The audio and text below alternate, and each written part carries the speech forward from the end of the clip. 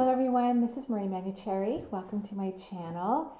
And if you like these videos, make sure that you subscribe and like them. Today I'm going to be talking about the seventh chakra. In energy medicine, when we look at the primary chakra system, which is the chakras that run from the root, which is the perineum, all the way up to the top of the head, there's 7 primary chakras in the body and over 3,000 minor chakras. The minor chakras are about the size of a nickel. All chakras spin in a clockwise direction if you were to look at the face of the chakra. So one way to kind of understand what that means is that when I dive into a chakra, it turns into a cone. The smaller chakras are much smaller cones, and the face would be the widest portion of the cone. So if you were to stand outside your body and look at the face, the widest part of the cone of a chakra, you want to see it spinning in a clockwise direction. That's how it normally spins. That's like healthy and wonderful for it. Now, chakras can spin counterclockwise, and it can actually be healthy and normal. If I were to approach someone's body and I saw a lot of their chakra spinning backwards, my body would tell me, my awareness, my consciousness would let me know whether the vortex, i.e. chakra, was spinning counterclockwise because it was releasing stagnation, or is it because it's just not functioning very well? So when you do energy work, and you've done it as long as I have, I've been doing it for over 20 years now, and you have maybe a natural tendency towards feeling, hearing, seeing, and feeling energy, the energy just communicates with you. It also does it when I'm not working, like at grocery stores, and I just went through the drive-through coffee shop for Courtney and myself, my assistant. I did wear my mask because it's 2020 pandemic world. And I could read everyone's energy inside, who's working. And sometimes people's chakras, because they know I can read them, energy can tell if someone is reading them or not. It'll just start communicating with me right away. But I typically don't say anything because I would just never leave the drive-through lane. I'd have to stay there all day long. People might start crying. Who knows what's going to happen? Believe me, it's happened in my career. I used to have little chats with people about what was going on with their energy system, and it just delays my day significantly. So I'm just this silent observer and get my drink and move on back to the house. Today we're going to talk in particular about the seventh chakra, and I'm going to give more tips and insights about energy medicine as well. I think that that's a fun aspect. So the chakra we're talking about is the last of the primary chakras, the 7th on top of the head. It's also called the crown. It's one's connection to the divine source, God, spirit, cosmos, whatever language that you want to use that allows you to feel like you're part of the whole, because the 7th chakra is about feeling connected to the divine, that you're not alone, that you're part of a huge process of powerful energy and awareness and consciousness. That's literally what it means. Anatomically, this particular chakra governs a certain area of your anatomy, like all of the chakras. Each chakra governs a huge part of your body and how it functions, the physiology of the body. This one governs all the neurological system in your body. So all your nerves, it has a very strong connection to the autonomic system because your nerves work, in harmony with the autonomic system. At least we hope that it does. It also governs all the skin on your body. And like every single one of the primary chakras, because the smaller chakras don't have big governance, like they might govern a ligament within the home of a large chakra. So let's say the 7th vortex governs all of the nerves in your body and your autonomic system, which is kind of your nervous system, if you will. And let's say that you have smaller chakras in your brain, because there's thousands of small chakras, and they may govern maybe some part of your neurological system, or maybe they help in the movement of energy for the hypothalamus.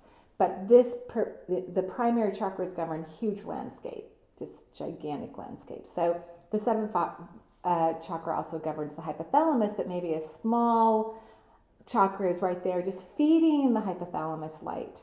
One of the things you always want to look towards when you're thinking about your energy system or what you can do to enhance it is that you will never, ever, ever take in too much energy. I've never met a person, and I've laid hands on thousands and thousands of people.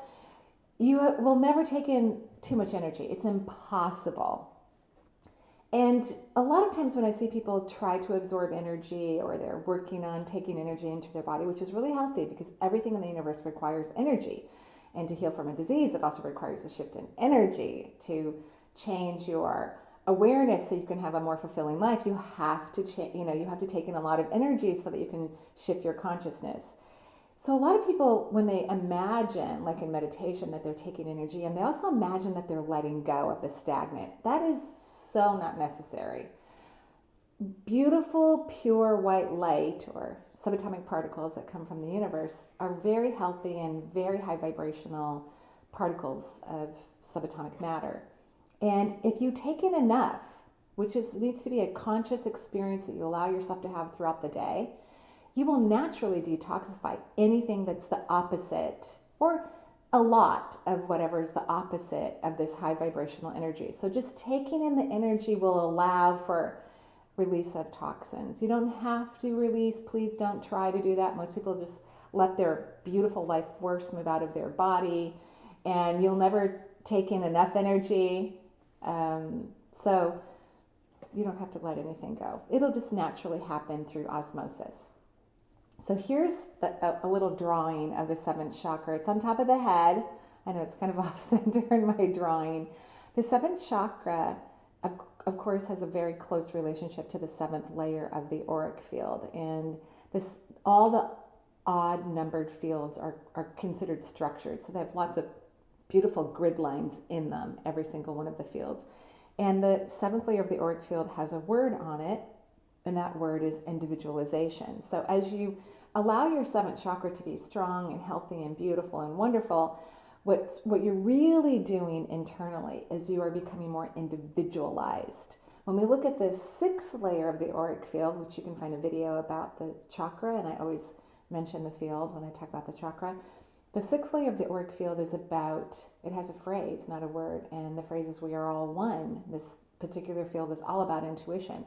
So you gain a beautiful aspect to your intuition when you start to believe we're all one, but you become more magnetized, more magnificent in yourself when you begin to, individualize. You want to be your unique self, your wonderful self, your magnificent self.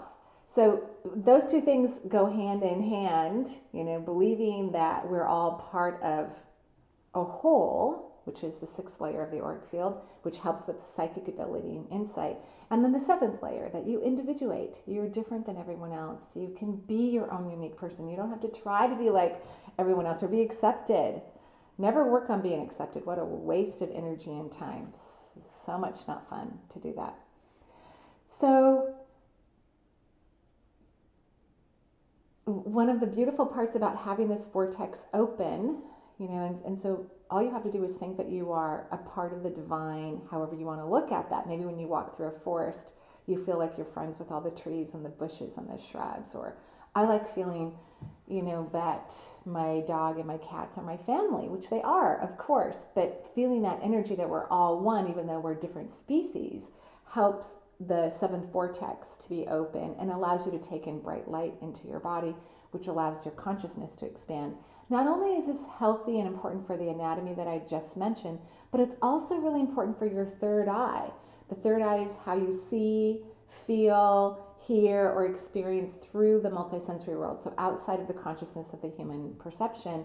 And if you have energy coming in from the top of your head that's, graced by the divine, then your sight becomes powerful and interesting and very worldly, beyond worldly, which is what everybody wants, is to see the biggest truth to whatever experience we could potentially perceive. So maybe next time you're meditating, your eyes are closed, imagine, because visualization is very important for energy, imagine that you have this beautiful white, gorgeous, huge structure on top of your head, and imagine that tons of energy, kind of like waterfalls, are just moving on top of the body, or yeah, moving into the body from the top, and then it's just moving all through your body. It doesn't have to leave. You just want it to rain into your body. You don't have to imagine it leaving for even a second. Just let yourself be filled up with light always and forever. I hope you enjoy this video. Bye bye for now.